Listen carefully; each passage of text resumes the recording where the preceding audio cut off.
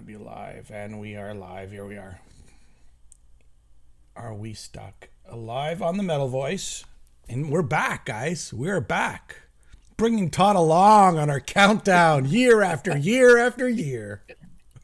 It's we can't do the show without Todd. That's how popular it's gotten. We need Todd to be part of this. I'm honored and thankful. And 92 on, we're going to be leaning heavily onto Todd because it was hard. We're like scrounging to find albums and bands at this point, so it's getting to that point. So you know what's strange? When we were doing the 80s, it was like, oh, take it off the list. We just got too many. Take it off the list.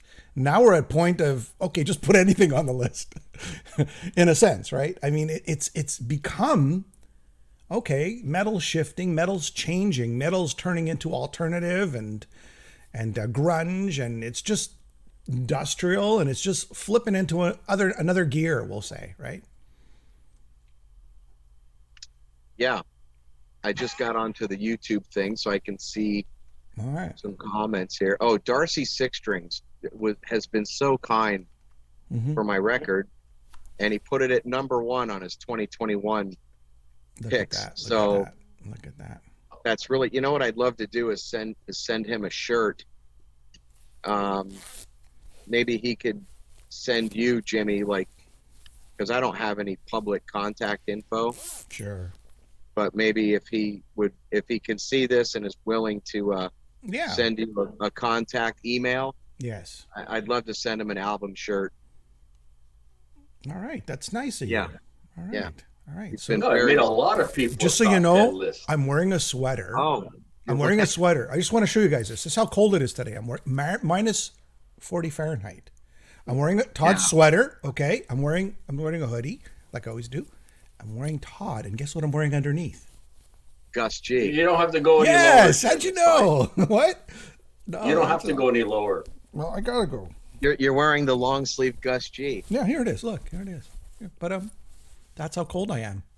That's how cold I am. Magic. What do you keep the temperature on in the house right now? So I'm in the basement. Alan, you're in the basement too, right? Yeah. And you know how the basement is. It's cold.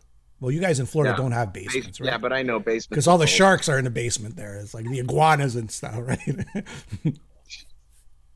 But anyways, we have basements. And it's colder in the basement because it's a lower level, right? You have a space heater? I have elements. And the elements can't keep it warm enough. Oh.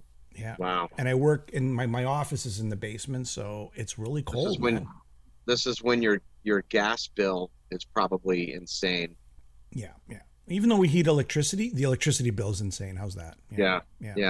But you guys have the opposite. You have the air conditioning bill, right? Electricity. Dude, well, I just turned the AC on. It was 75 and I put it to 74. He's killing us. First the palm trees and now the AC. You know, when the dollar was on par, the Canadian dollar and American dollar, we had the opportunity to buy some, a condo in Florida. I should have done it. The prices were low coming out of the 2007 recession. We're such idiots. But anyways. People are at the beach and, short sleeve shirts on. And we're in this is a tropical climate. Yeah. So anyway. All right. There you go. Let's go. Let's go. Living a good life. Living a good life. So, okay. So a few of these albums in the top 10 list, we've been fighting all week and scrapping, and Alan's been yelling at me and I've been yelling at Alan.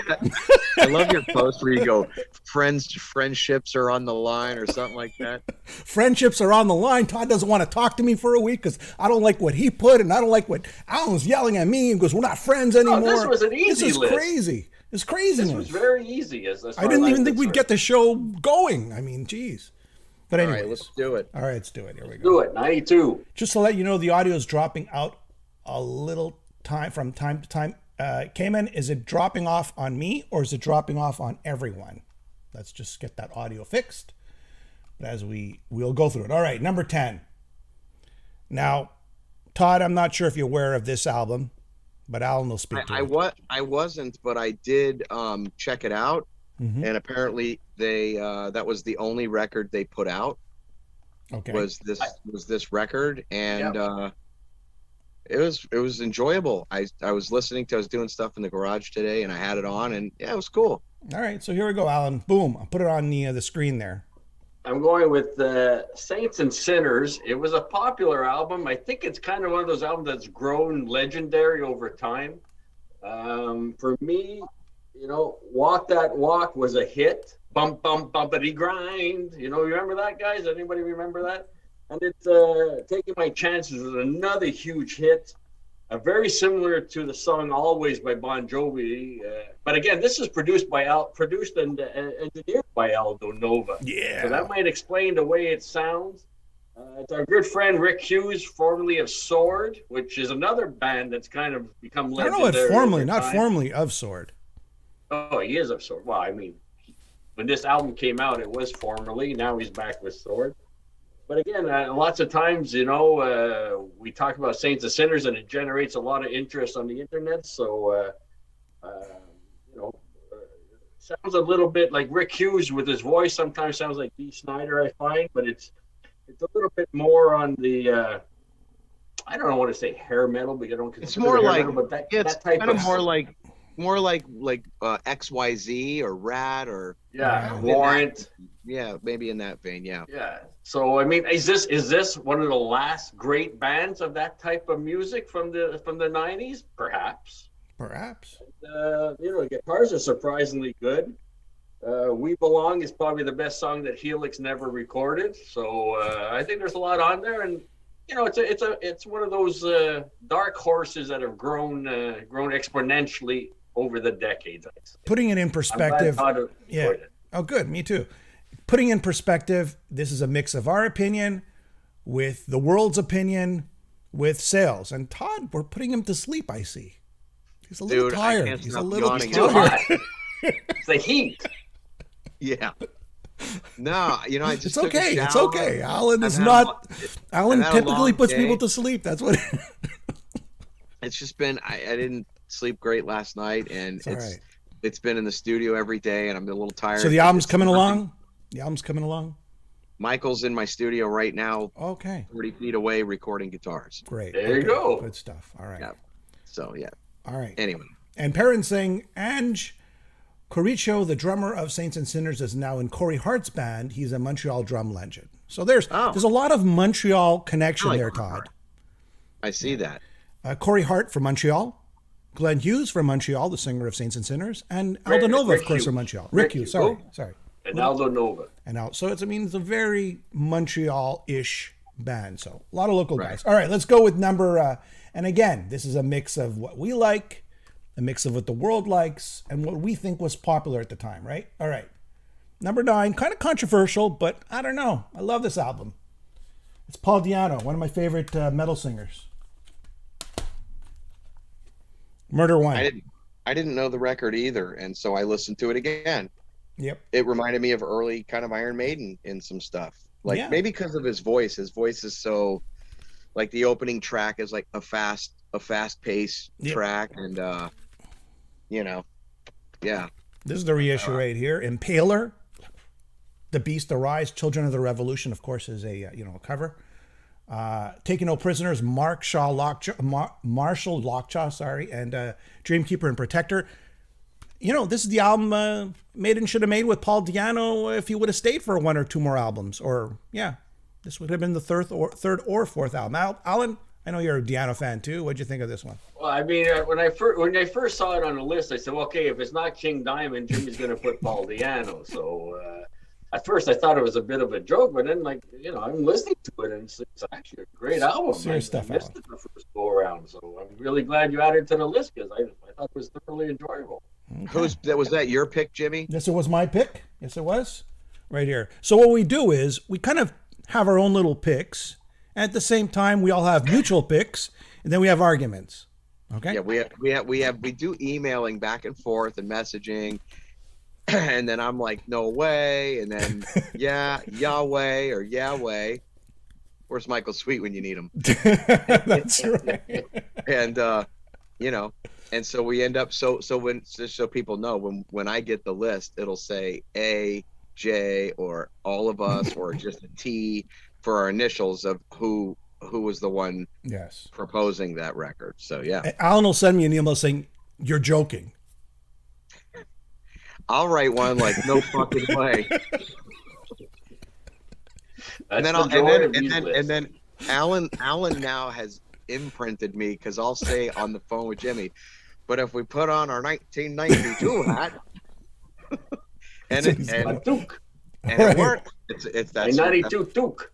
Dookie. It's a good Yep.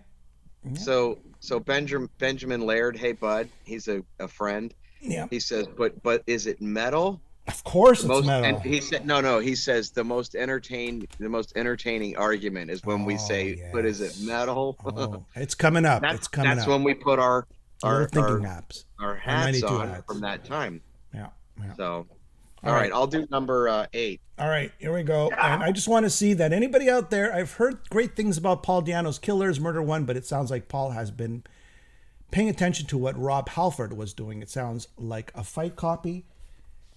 I don't know about that. I think this sounds more classic British heavy metal. Yeah, Iron Maiden. His next album. His voice is strong on it. I found his voice very strong. Yeah. All right, so let's go.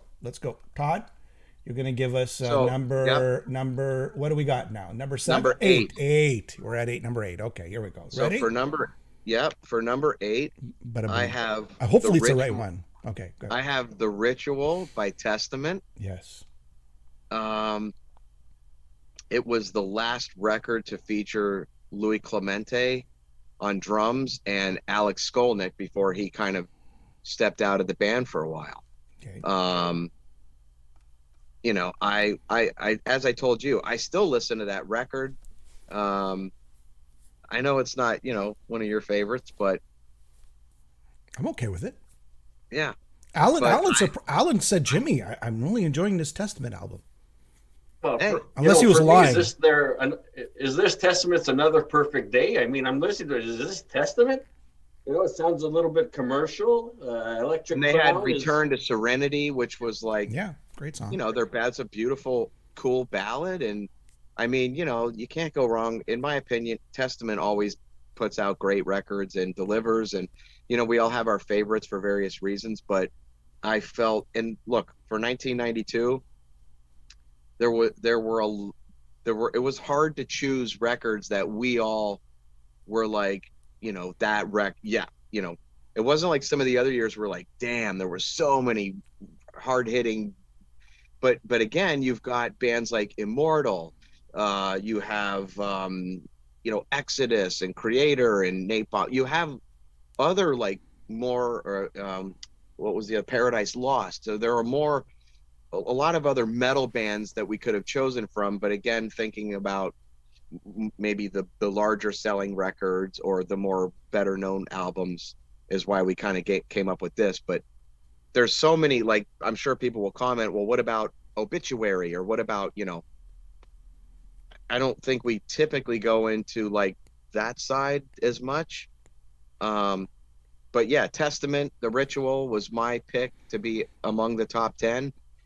And if you guys don't know it, go check it out. Yeah, it's a great record. It's Testament.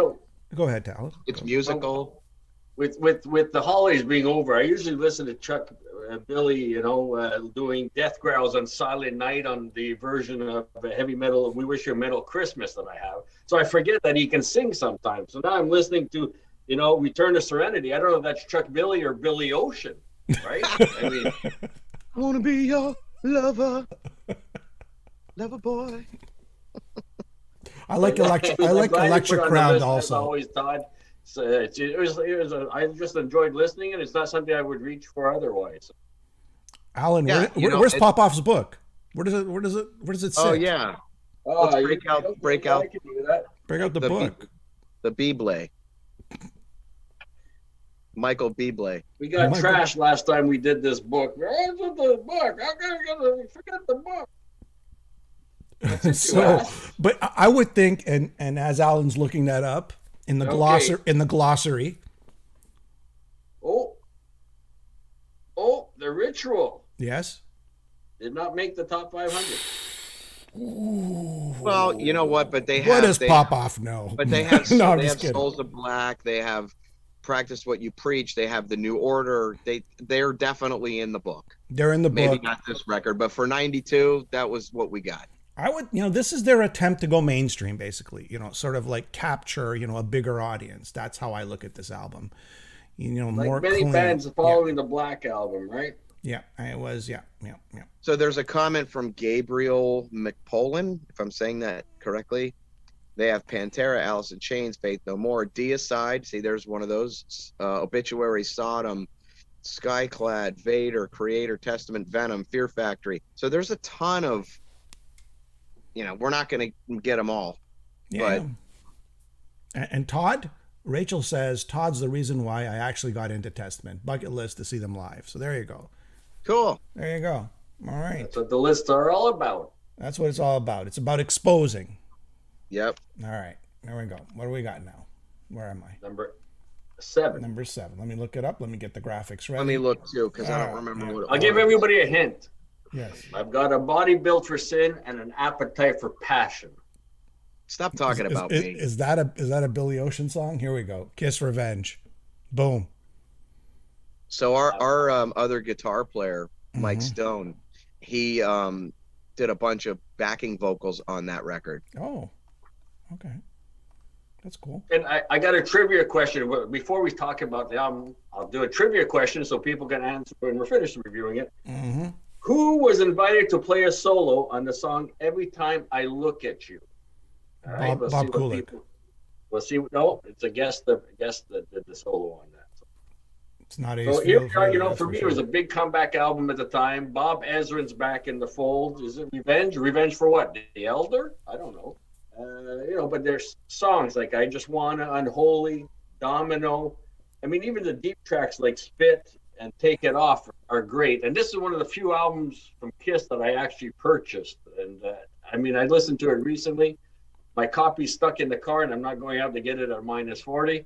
But it's an album that for me was a huge comeback for them. And of course, unfortunately, after the passing of Eric Carr, Eric Singer took over. And I just think it was a much more focused album, and with Bob Ezrin producing. They were skeptical about getting Bob Ezrin back, right? They were skeptical. They just maybe we shouldn't get him after the Elder experience. But Alan, they went from lipstick and hairspray to grunge looking with leather and back to metal and hard rock. But is it metal, Todd? Is it a metal album, Revenge? Is it a metal album? Well, Kiss isn't a metal band, but somebody in the comments said that was the closest. Revenge is as close to metal Kiss as Kiss ever got. That and Carnival of Souls. So, Number 358. Ooh, look at that. 358. Kiss Revenge came in at 358. Out of how many? 500. It's something. And then I remember in Wayne's World, not Wayne's World, Bill and Ted's Excellent Adventures, or was it the other one? God Gave Rock and Roll to You, which I found kind of cheesy. It's kind of cheesy. It's just that anthem-y. Yeah, but it's kind of like whenever you kind of put God and rock and roll, it just sounds kind of, in that context, that is, it sounds kind of cheesy. Not to say that, I don't like the Striper stuff. I'm just saying Kiss is kind of cheesy. What are you saying, Jimmy? I'm trying to say it's a cheesy lyrics. I like the Gene songs on this album, like Unholy, Domino, Thou Shall Not. I do like the power ballad, Every Time I Look at You. It's a good album. I love that. I think that's one of their better ballads. Paul was complaining that he still likes playing it today, but the record company didn't get behind it. Mm-hmm. They were going to lead off. They wanted to go with the heaviness with Unholy. They wanted to follow up with Domino, and Gene, to keep the peace, said, no, let's do a Paul song. And that's when I Just Wanna was released, and then they came back with the Gene song with Dominoes. Yeah. So, all right, well, there you go. John Sykes, no, John Sykes is not one. Who else? Anybody else is guessing out there? There was a John Sykes. Oh, we're still on that. Yeah, okay. Yeah. Let's see. The trivia answer is, I'll give you a hint. Bob Ezrin produced it, so which guitarist you think might have played the solo on there? None other than David Gilmour. Dick Wagner. Oh, okay. we used on previous Kiss albums and Alice Cooper albums. Even, there you go. Alan, I like your trivia. Todd, I see you're smoking again. Nothing up my sleeve, man. Number 6 is Kiss metal. The song isn't called "God Gave Metal to You." That's a good point. That's a good point, K-Man. Yes. Heart of Chrome, Joshua. Metallica. A favorite of mine from '92 was "Trouble, Manic Frustration." Mm-hmm. And Lucha saying "Manowar, the Triumph of Steel." Will they make the list? I don't know. We'll see. Okay, guys. Alan, why don't you do the next one? Oh, this is hilarious. One. This is the only album that was a consensus amongst all of us that we put at number 6. Shouldn't that by default go to number 1? Well, there's other bands on here we all agreed on, I think. I think there's one more for sure. That was my little. Oh, yes, there is one more. Yeah, you're right. There is one more. You ready, Alan? I hope I got the right one here, but go. Boom. There it is. W.A.S.P, the Crimson Idol. Crimson Idol, yes. Blackie's Tommy, right? I mean, this is a semi-audio, could you call it autobiographical concept album? You know, I mean, the drumming's phenomenal. With Stet Howland and Frankie Banali, the late great Frankie Banali. Lead guitars by Bob Kulick. Yep. And of course, Blackie's emotional, expressive vocals. You even got a ballad, "Hold On to My Heart." So. I mean, it's a concept album about the Todd. unsavory characters. Yep. Do you think this was rock and roll? Do you think this was what was the character? What was the character's name? Steele, something John Steele. Aaron Steele. Aaron Steele, that's it. John Steele. Jonathan, yeah. Yeah. So, was it because Operation Mindcrime was, did well? It's sort of that metal concept album. Then Blackie goes, you know what? I'm going to do the same thing. And it's the same story as The Wall in a sense, right? But I mean, I like it. Don't get me wrong. I'm just saying I was thinking that, Sabotage did kind of concept albums. And I mean, I'm sure there's like many other concept records. It's just how big, some concept records are concept records and maybe people don't even know it. Look at this here. I know this is cheating, but I like the re-idolized version, which is there's a few more tracks and it's kind of, I don't know, I like it better that it's redone. He redoes all the songs and I just like this better than the original. I really do. I want to just ask Todd, as a vocalist, what he thinks of Blackie Lawless. Yeah, I like that. Yeah. I think he has a really interesting voice. Very kind of identifiable when you hear him. You know that it's him. One thing that I notice, if you've never paid attention, it happens almost every line, is when he sings a line, the last word always falls in the note. Like in I Want to Be Somebody. No, well, that one, it does it in that. But what's one of their because he the goes, big "Be hits? somebody too." Wild Child. Yeah, Wild Child. Yeah. Come and love me. I want you. It's all right. Love. Oh, the last word of every line falls. Pay attention to that. Mm-hmm. It's and once you hear it, like I can't unhear it. Every time I'm focused on the last line, always just falls in the pitch. It's an interesting thing that I noticed that he does that all the time. But look, I think W.A.S.P is killer. I don't know everything they've done, but I know, I've listened to their records before and whatnot, but I think he's a great vocalist, and the dude's, I don't know how old he is now, but I'm sure he's probably in his 60s or close to it, and he's still out there touring and looks metal, and he looks the same, and it's like he still has the same short bangs and the black hair, and he wears the same kind of outfits, and it's pretty cool, Yeah. Interesting enough. Go, Alan. I just want to say I was working in the record store back in the day when this album came out, and it just went under the radar. It really did. I think this was a grow over time, in Canada at least. I mean, I was looking at the number sales-wise, all the stores across Canada, and it was like a nothing album. It was very underground. Which record? The Crimson Idol. Oh. Yeah, it sort of grew over time, and I think it was more popular in Europe than it ever was in North America at the time of release, that is. Sorry, Alan, go. But I mean, when Blackie sings and he's angry, and the lyrics are angry, he's one of the few singers that I believe, like, he's gonna rip your head off. Like, this guy's angry. You can feel the emotion, and then he'll just turn the switch and sing a ballad just as beautiful as anybody else, and you hear the emotion in his voice when he sings a ballad. So I mean, it's just he's always impressed me vocally. This was supposed to be a solo album.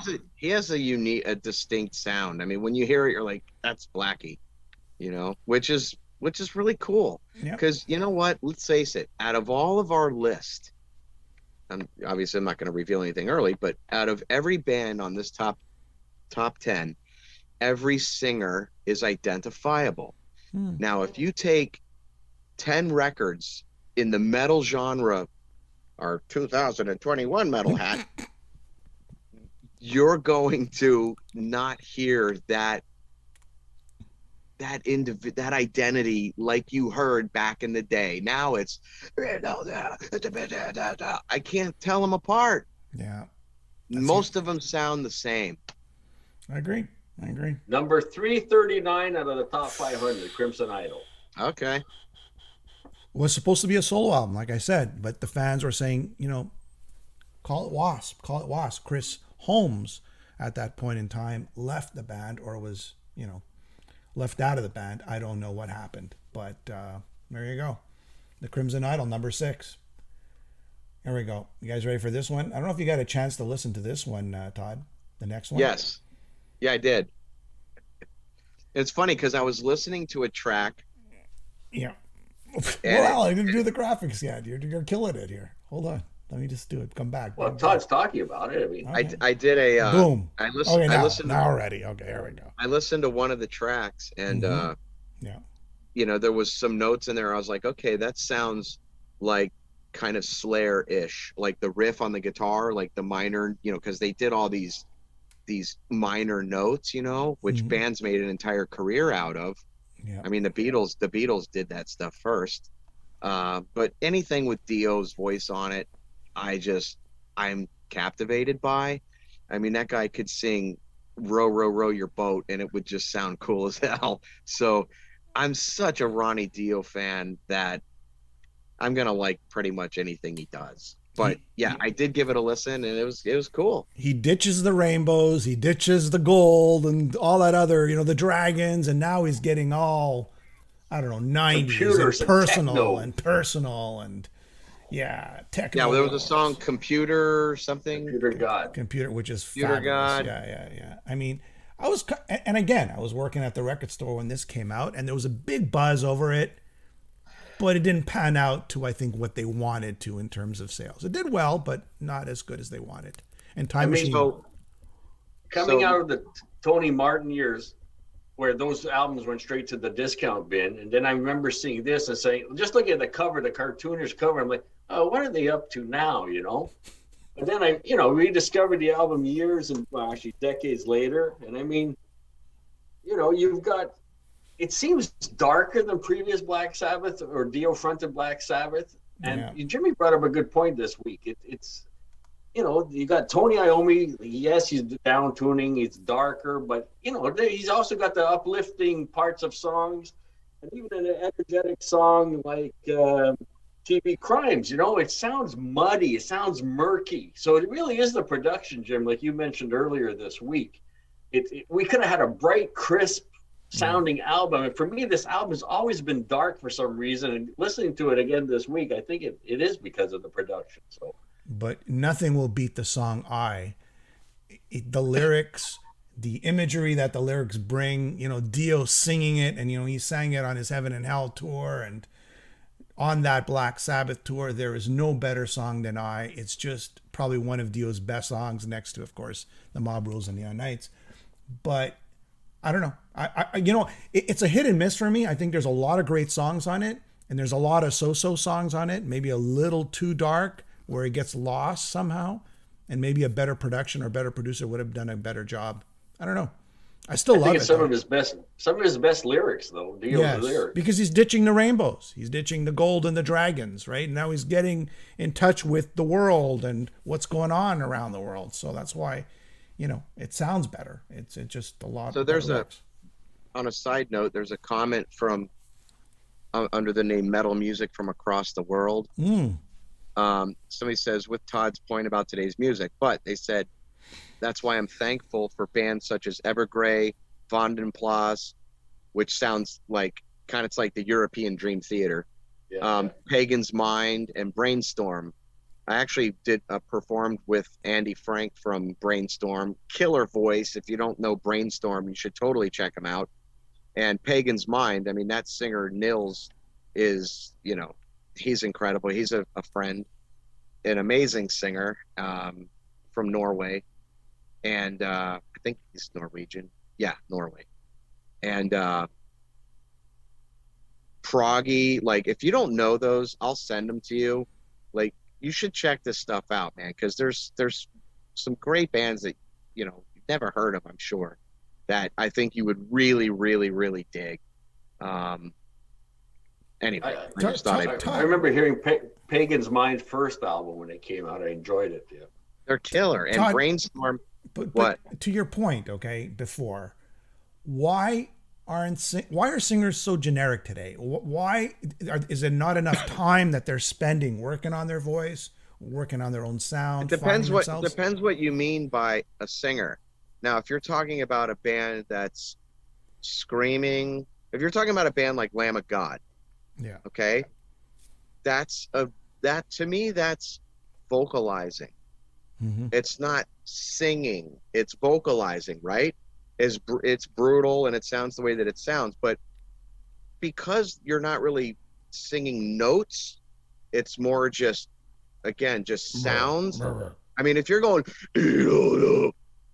there's no note happening per se, and there isn't. So you can have some differences in character in that sound.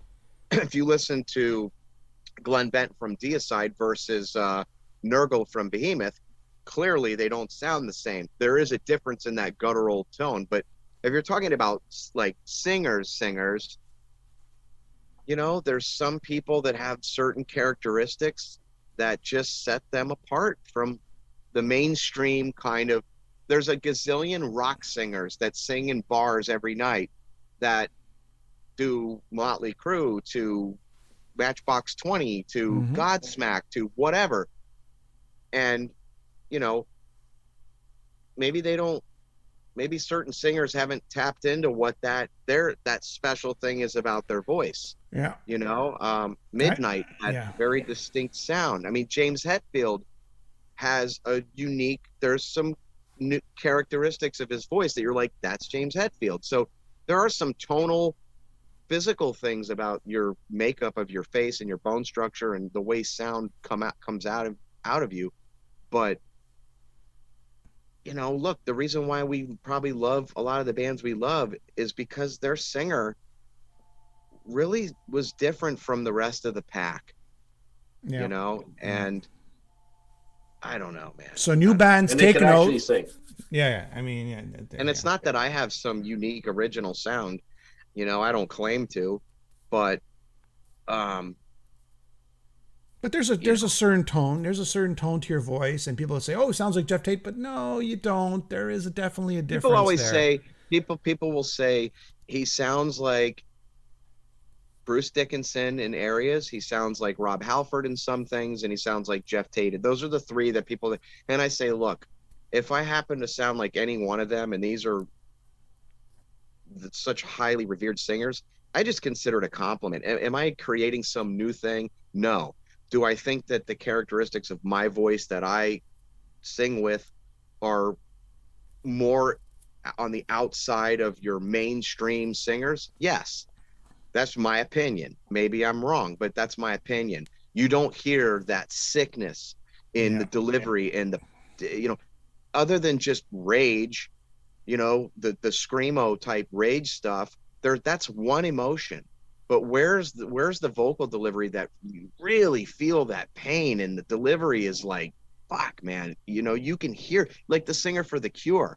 Yeah. That guy sounds so sad, and he has a great voice because he has just that very unique, it sounds authentic, doesn't sound contrived. Just the way that his voice sounds sad and kind of painful. And that resonates with me. So it's a subjective thing, but I mean, a lot of there aren't that many people that are singing. Find your voice at the end of the day. It's find your voice. Find your voice, right? Sure. Hey, hold that. I got to grab my plug. This thing's getting low on battery. You grab your plug and we'll set Number it up. 224 on the top 500. Wow. Believe it or not, Dehumanizer. Wow. That's it. I guess we missed the boat, Jimmy, the first time around because 224, that's pretty up there. Yeah. So Vinny Appice, we should also say that, what a great drumming job that he does on this album. It was supposed to be Cozy Powell, but I guess that didn't work out for whatever reasons. Compared to the Dio, or especially the early Dio albums, it's like he's held back on this one. He's playing the groove, but you're listening to Geezer's bass playings all over, and of course, Riffmeister, Tony Iommi, and the time changes in the songs. I just feel that Vinny was held back. I know he's capable of doing much better than. When I listen to Computer Gods, the whole intro, that drum sort of pattern right at the beginning, and the fills, and I don't know. You're right. On half of the album, he does feel like he's being held back, but he's got some great moments as well. All right. Todd's back, charging up. Here we go. Yeah. Number 4, I believe. 4? And I think I'm going to have to give the mic to Todd on this one, if you remember. Number 4. You ready for number 4? All right, let me look. Let me see what it is. Okay, see what it is. Okay. You ready? All right. Me and Alan were kind of like, okay, here we go. I might catch some crap for this one, but here we go. Number 4. Boom. There it is. You have artwork up? I have artwork up, yeah. Alice in Chains. Okay. Yeah. Alice in Chains. Look. That was a massive record.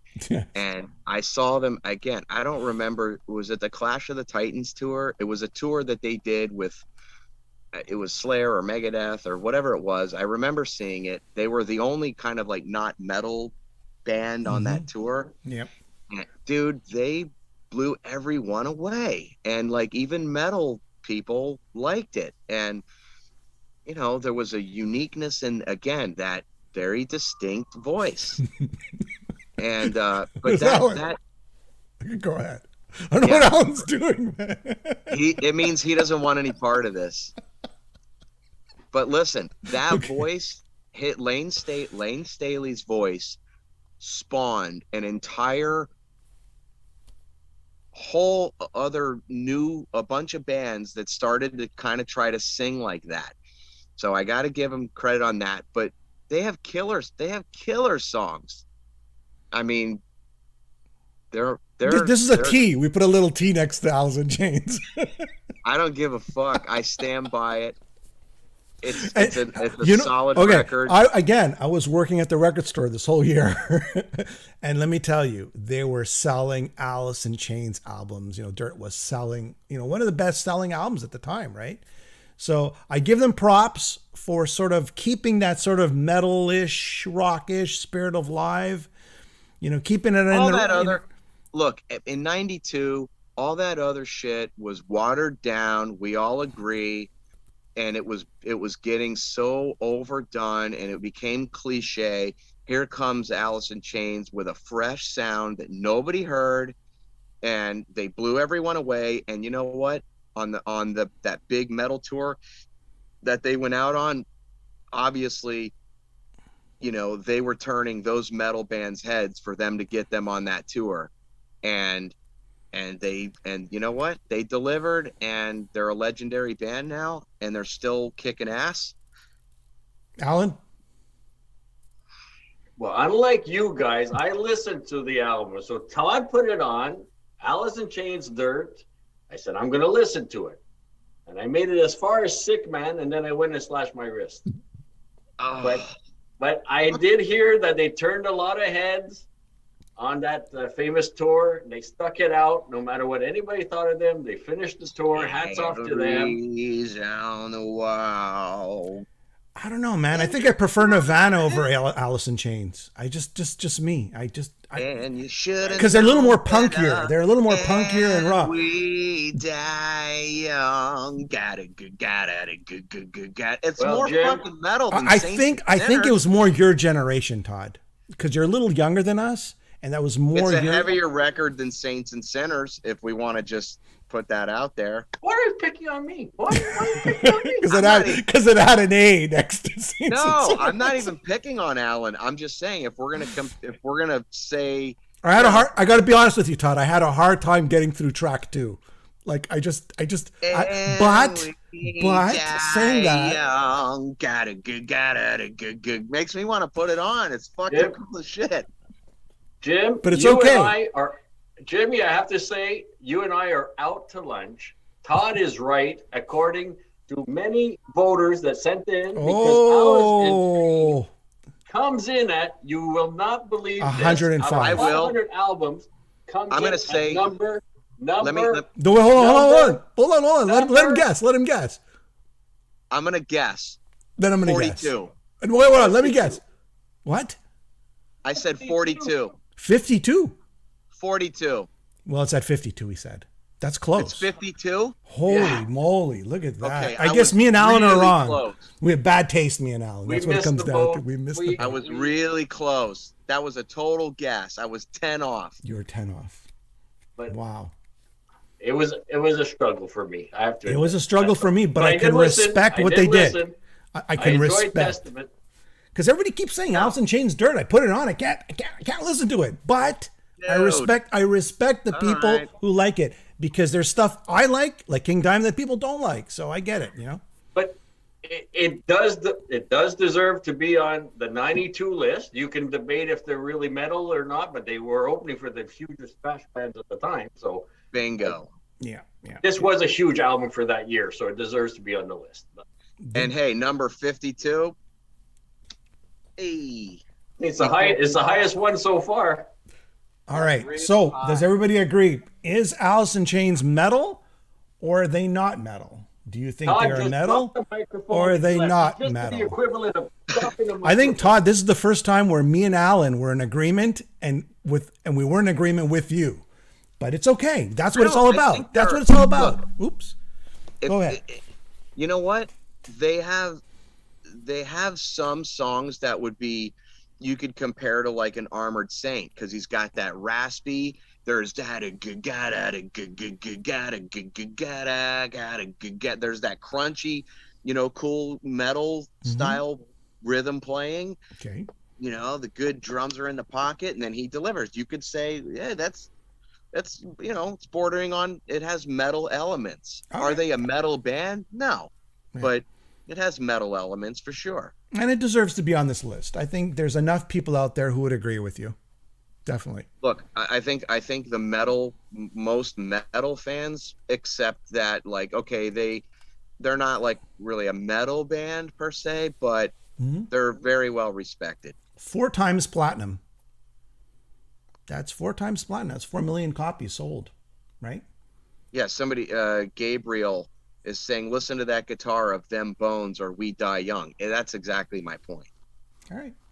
Anyway. All right. It's all good. No, Todd, you're entitled to your opinion, and so are 4 million other people. Friendships are on the fringe here. Here we go. Number 3, and I think we could all agree to number 3 also. I would have put it higher on the list, but yeah, this is a no-brainer. All right, I'm putting it up, okay? Graphics coming Do up it. right now. Boom. Look at that beautiful album cover. Countdown to Extinction. Megadeth. Look at that. Their attempt at the Black Album in a way, right?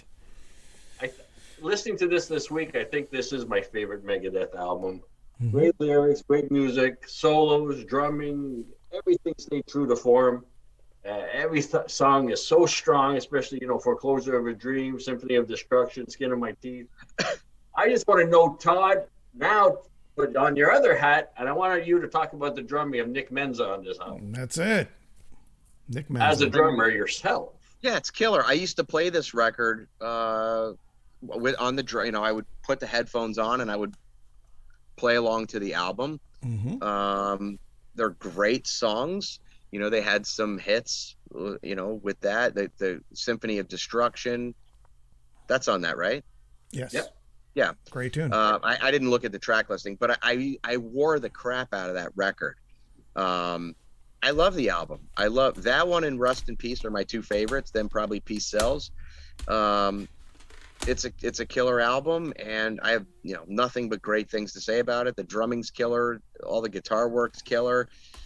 I like every part of it. Yeah, I agree, man. Look at this. Let me just go to the track listing. Skin of My Teeth, Symphony of Destruction, Architecture of Aggression, Foreclosure of a Dream, Sweating Bullets. That's a great one. Sweating Bullets is. I love Sweating Bullets. They had a video for that. Countdown to Extinction, High Speed Dirt. High Speed Dirt's killer. Psychotron, Captive Honor, and Ashes in Your Mouth.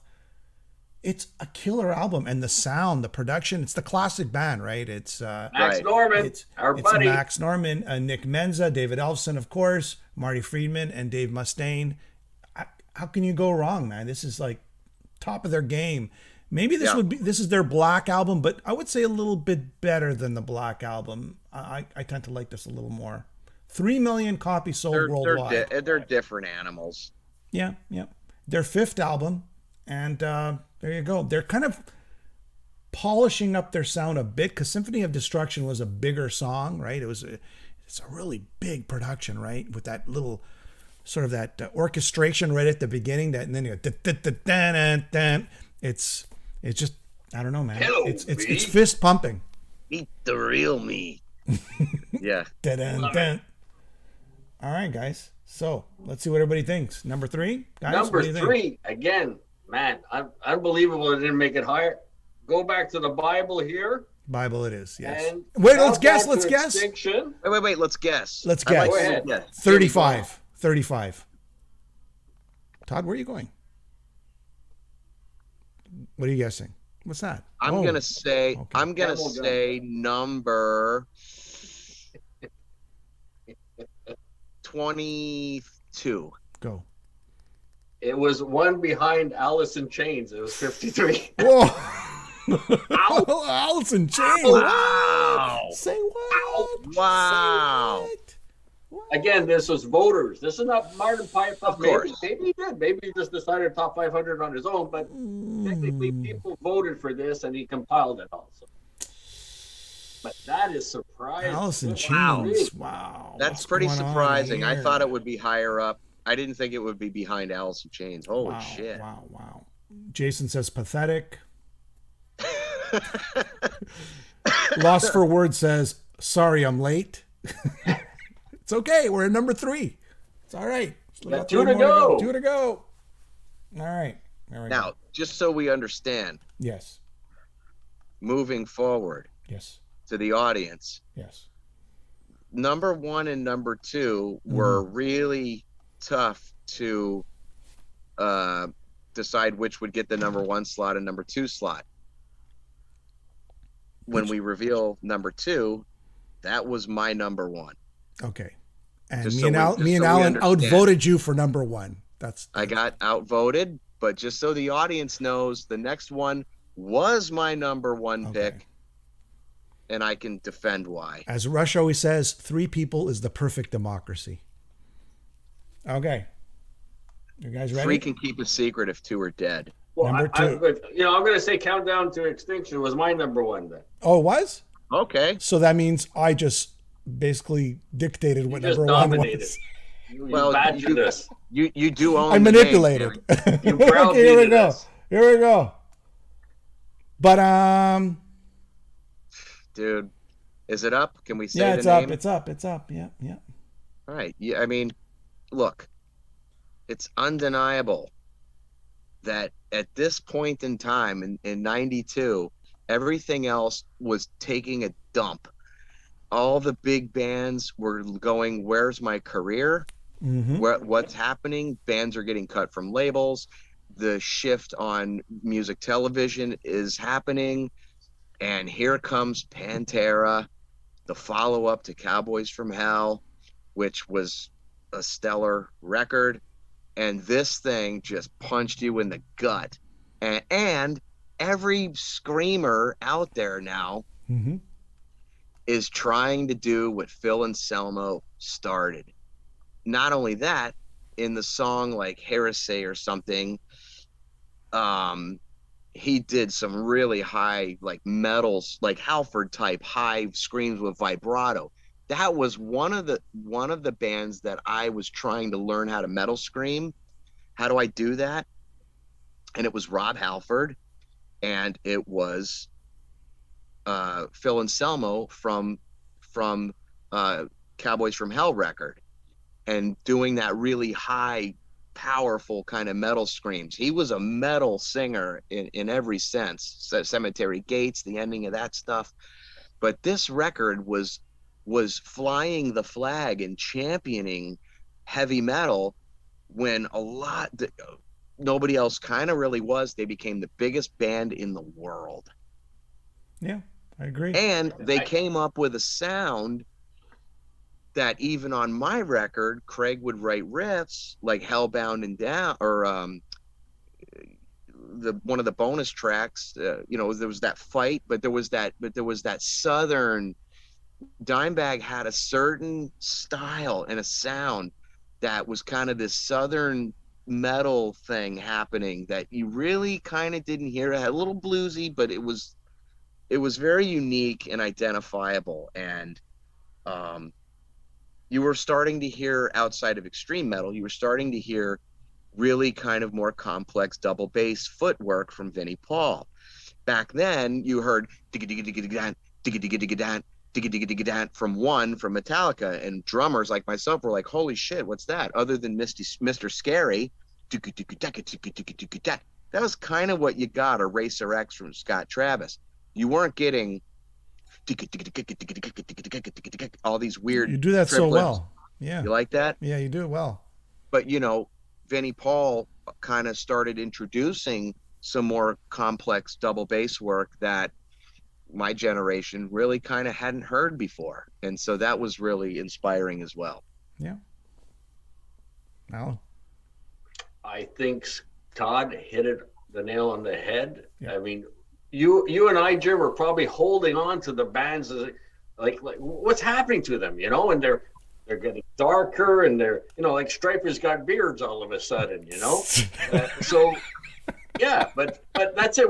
And maybe we weren't as open to no. The newer bands that were coming along, where Todd's embracing. We're not talking 10 years apart, but it's not a generation. It's just the timing of the thing.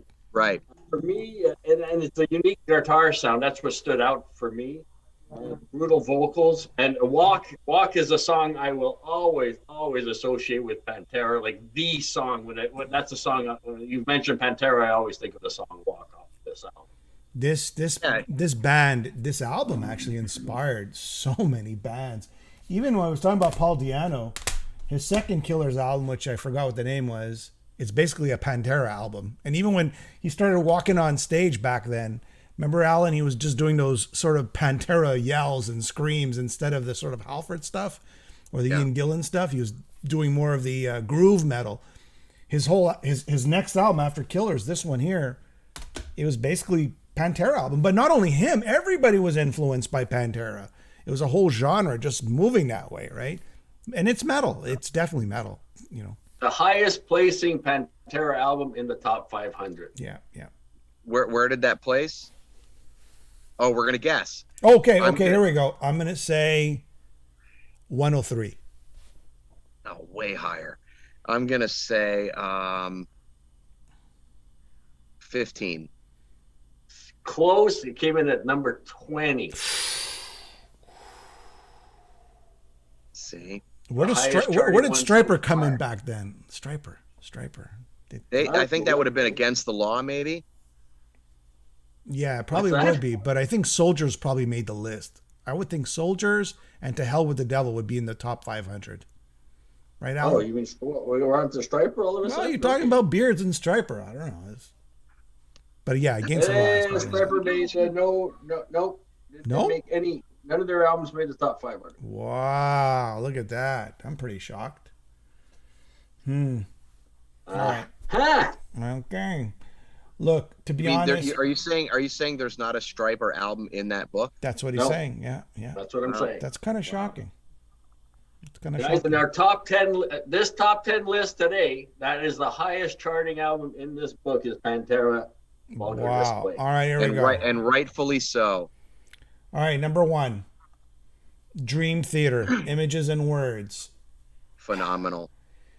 You know, we talked a lot about today. We talked a lot about bands, that sold well, like Alice in Chains, genre defining. But this is sort of a perfect album in the sense of emotion meets technical, meets a great production, meets great songwriting. You couldn't get a better Dream Theater album than that. And wow, they even had, a top 10 hit with Pull Me Under? I don't remember if it was top 10 or top 20, something like that. And Kevin Moore. Yeah. Kevin Moore was the keyboardist who played a huge role in this album. He was no longer, of course, the keyboard. Pull Me Under, I think it was a top 10 hit, top 20 hit, I'm not sure. Strange enough, it was only certified gold, considering that Alice in Chains went, 3-4 times platinum. Again, I was in the record store when this came out. It wasn't like they had 50 copies of it and everybody was buying it every 3 hours. It was like 1 or 2 copies in the store, and it just over time it became that big album. And 600,000 is not a lot, right? When you think about it, Plus, they have. I mean, obviously, everybody knows, the technical proficiency of every player is just outstanding. We've done shows with them, and they're all really, really nice guys. And I would go to our dressing room, and I would pass by their dressing room, and I would look in, and John Petrucci would just be doing all these warm-up just scales and all this crazy shit. And then Jordan would be doing all his keyboard stuff. And then, I don't remember Mike doing stuff. John, the bassist, would be on the bus practicing his bass. So then, like 3 hours later, I would go back to our dressing room, and they're still in there. And I would think, and I think I peeked in the head, and I said, God damn. I go, do you do anything else?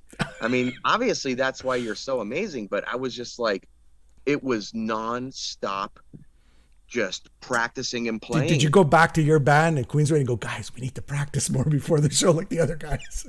Fuck no, that's guys, no we gotta fun. practice, guys, we gotta practice. Hell no, that's no fun. I'm just kidding. But I'll tell you a funny little story. The audience might get a kick out of this. So this was when Mangini was playing. Mike wasn't, or Portnoy wasn't playing with them, and we were having dinner, and me and Mike were talking, Mangini, and he was telling me about all these different all this mathematics and how he learned, like, I don't know, 1,000 different grooves in like so many hours, that he inverts this and he changed it. It was like Rain Man. He's kind of like talking to Rain Man. This guy is really smart. And they said to me, hey, you're a drummer. I said, well, sit next to this guy. I'll just say, no, I'm not a drummer. But he said, we want you to go on. We do this at every gig with the band we play with. And we want you to go on Mike's drum set, and we're going to video you. And all you have to play is the beat to Walk This Way from Aerosmith. So I said, okay. So I go, let me just, so we're clear. It's bzz, dat, do, do, dat, bzz, dat, do, dat, bzz. He goes, you don't even have to do the backbeat, just the main beat to the song. I said, okay. So I go up behind the drums, and Devin Townsend was playing on stage, and there was the backdrop, and we were behind the kit, or behind. So I sit on Mike's drum set and I'm like, all right, let me check this out. So it's crazy. So normally, if you're a right-handed drummer, your hi-hat's on the left, snare, toms, ride cymbals on the right, yada, yada, double bass, whatever. Well, he's got fucking pedals going everywhere on the feet. So I'm like, okay, I need to find out what pedal does what before I can even attempt this. So I'm clicking the left, what would be the left hi-hat pedal, because when you go bzz, on the hi-hat. When you hit the bass drum, you lift your left foot, and that makes the cymbals open, and then you close down on your foot, and it closes it. So if you were going to do that, right, you would hit with the right foot, open with the left. The left pedal works the right hi-hat. The right pedal works the left hi-hat. Everything is on cables, and shit is weird. So I couldn't play the beginning of Walk This Way. So what I had to do was I had to play the left bass drum, still sticking it as a righty, right? Still playing the hi-hat and snare like a normal right-handed player. But I had to play the bass drum with the left foot and the hi-hat opening on the left hi-hat with the right foot. So he has everything mirrored. Everything is mirrored. And he told me when he plays stuff, he can go down and down and down and down and down and down and down and down. He has the ride cymbal here, ride cymbal here. The toms are tuned in different configurations. So it's not small, bigger, bigger, bigger, bigger, bigger. They're all different. So for people that don't really know, playing his drum set, you really don't have an appreciation for what he does or can do. And, you know, until you sit behind the drums as a regular drummer, and then you see how things are mirrored, and Crazy. it's mind-blowing stuff. Anyway, that record is so inspirational to drummers and guitar players. Think of a band, you know, other than like your Emerson, Lake and Palmer's and Genesis and Yes and King Crimson, where every instrument was so amazing as the other guy, right? It's not like the bass player or the drummer just played in the groove and the guitar player was the star. Everybody in that band is mind-blowingly. Yeah, it is mind-blowing. Yeah, it is. Rush. Okay, Rush. Yeah. How did I not even say Rush? Yeah, I did. Hidden, right? I don't know. I said he'll get around to it. Don't interrupt. He'll come back. He'll wrap it back around. But it is metal. It is metal. You know, they took what Rush and Yes did and they made it metal, right? And they're each member, like you said, each member is a virtuoso. Like each guy is like a master of his own sort of instrument, you know. All things Dream Theater, I reach out to my good friend Cork, who I've known since we were 6 years old. Good old Cork. He's responsible, I think, to introducing Dream Theater to 80% of Montreal, him alone. And I called him yesterday. I said, okay, 92, I won't tell you, but, you know, what's your thought of Images and Words? And I said, why'd you buy it? So Mark, or Mark as he's known, he's, you know, first was the name. We thought the name was intriguing. Then album covers. He's always bought all his albums based on album covers. And then he was told that it's kind of like Queensrÿche's Empire, you know, kind of proggy. It's kind of around that feel. So he puts it on. And you got Pull Me Under, which is the hit at like 8 minutes, right? And it reminds me of that old Phil Lynott line. Well, here's a medley of our hit, Pull Me Under. The sound of it, it's a great sounding song in that album. And he says, lucky there was another day, you know, kind of a ballad. Another Day's a great song. After that, it was like, those are my two lifeboats I was hanging on to, because everything else after that, it's like, what the hell's going on, right? You know, this is a new version of Rush. If you listen to Surrounded, just sort of that transition from like that slow part to the fast part with the guitar, it's sort of like a little edge, the Edge playing guitar there, you know, dun, dun, dun, dun, dun. It's just, and then Metropolis, right? Metropolis, it's like epic. That's a harbinger of what's coming down the road, right? I mean, that's an epic track. But it was nice. What I think about that album was, you know, Take the Time was around short at around 5 minutes. You had Wait for Sleep, it's 2 minutes and a half. That's one of my all-time favorites. Yeah, so that's what I miss about it. They started going on to let's explore how many riffs you can throw into an album and play 20-minute songs. Some worked, some for me didn't work, but I like the shorter songs, and that's something I really liked about this. You know, my cousin introduced me to this band, and the first thing I thought it was like Rush meets Dokken, you know? It's like, you know, James LaBrie had that Dokken-ish voice, right? But then you had like the Rush, you know, each musician was incredible, right? So it was like, wow, man. You know, that track 7 that Alan mentioned, the Wait for Sleep or whatever. Sleep, yeah. You know, it's like, standing by the window, eyes upon the moon. So you get this whole very open, airy, instead of all that, all the crazy time signatures and so many notes happening. You get this breather at track 7, and it's just such a beautiful delivery. It's one of my favorite songs. I think James LaBrie is unbelievable on this album. Yeah. It's true. Yeah. Yeah. There you go. And, I'll be honest with you guys. I could have put 1, 2, or 3. All those are interchangeable. Sure. Great albums, and I'm sure everybody But would agree with that. just before we leave, my buddy Cork said, I told him we're doing the show, Todd's going to be on. He said he's got a bone, unbeknownst to you, Todd, he's got a bone to pick with you. Oh. About what? He bought his tickets for the Scorpions in Vegas because he wanted to see Queensrÿche, and especially he wanted to see Todd LaTorre live. Oh, man. And now he finds out it's been canceled. But you could see Queensrÿche in Montreal with the Judas Priest. There's no tell Mark, it's all good. He got his it's all tickets good. for Vegas, and no disrespect, he said, to the Scorpions, but the reason he was going was because he wanted to see Todd perform with Queensrÿche. Wow. Yeah, well, you know what? I'm very sorry that happened to him and others. I can tell you this. The first 2 times it was supposed to happen, we were ready to rock.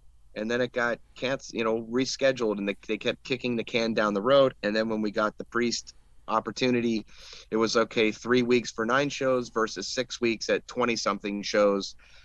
And, sometimes business is business, and I feel bad about it, to be honest. I mean, we love the Scorpions, and they're such nice people, and hopefully they understood the situation. But if he can still go see the Scorpions. They're so great, and they're still out there doing this, man. And our producer who's here staying with me, we had a great conversation. We should do a whole show about this, by the way. You should do a show about, and I think maybe we even talked about this on a call one time, Jimmy, is you've got your top tier bands, right? You've got your Iron Maidens, Metallicas, Guns N' Roses. You've got stadium arena filling, bands that can play to 20K plus a night anywhere in the world. When those bands are done, then you've got the next tier. You've got your Korns, you've got your Godsmacks, you've got other bands that are still huge, but they're not pulling Metallica, Iron Maiden numbers, okay? When those are gone, then you get the point. How this conversation started the other day was, oh, there's only one guy left in this band, and there's only one, and we're like, you know what, you should be happy that you can just go see them while you can, because at some point they're all going to be gone, right? They're going to be gone. So just enjoy. So the question was, what bands, name one band in the last 10 years that can pull those numbers of those top tier bands right now? Like, in other words, who's going to replace these classic legendary bands at that status? What band right now, I can't think of one, is going to carry that torch and keep that kind of magnitude up? I don't know how I got it. Oh, I know what I got to say. 20 years from now. 10 years from now. So the Scorpions are one of those legendary bands, and although we aren't going to be there for that one, if your buddy can still go, I really recommend it. I don't know if he's seen the Scorpions before, but these are one of those bands that they're up there in age, and none of us are getting any younger. I never got to see Rush. No, yeah. And I always wanted to. And I never got to see him. And it's gone. It's done. Yeah. Never going to get to see Rush. Yeah. So if he can go see him, go see him. Mark, and come see us out with Judas Priest. Yeah, that's it. Yeah, come see Judas Priest. Yeah. Mark, hop on the bird, go see Scorpions. What about Stiff Rod? Where does he stand on the Dream Theater? Alan, is Stiff Rod a big Dream Theater fan? Yeah, he's a big fan. Yeah, sure. Okay, all right. I saw him. All right, guys. All right. Yep. Listen. Oh, by the way, Image is the Word, number 47. Oh, and we'll just quickly, in 1 minute, what albums do you think that should have made this list? Fast. That didn't. Wait, there's tons of them. I can't think of any. All right. And that's that. I mean, we did our best. Yep. let's see how 1992 is a lot better. I think it is. Okay. Well, thank you, All everybody. right, guys. Thank you. All right. Always a pleasure, Todd. Yes, sir. Be safe and stay warm, and we'll talk soon. All right. Bye-bye. Okay, Enjoy your hot tub. I'm going to tonight. I'm going to go eat sushi. Me and Zeus are going to go get sushi, and I think Michael's about wrapped up, and then I'm going to get my hot tub later and relax. All right. And all our best to the rest of the guys too. I will. Thank you.